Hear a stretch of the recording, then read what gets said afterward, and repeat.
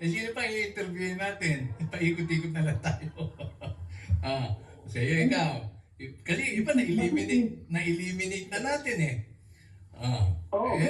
Babalik na. Ano, si Tokari, si Migs, si Elizabeth, si Prinsipe. Yung iba, hindi ko ayaw ko interview eh. Yung mga nandun sa Mindanao. Alam naman natin.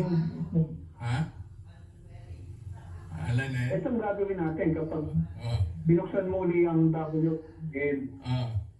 Ibibigay ko sa yung mga taong dapat mong interviewin. Yung totoo. Tutulungan mo ako doon. Ito nga, di ba, actually, sinabi ko na sa'yo, pasensya na ibang listeners. Talagang minsan, iniiba ko yung aking mga sinasabi. Hindi para i-divert ko yung attention ng mga scammers and syndicate. At ito yung right group. Ito yung right group na binigyan ng authority and right about doon sa pinag-uusapan natin.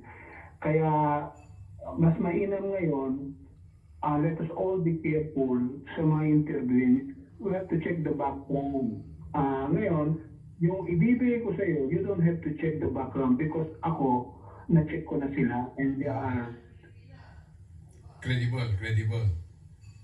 At magugulat ka pa nga eh, pagka pinakilala ko kung sino yung isang yon. Hindi mo alam, nakakausap mo na yun eh. Sabi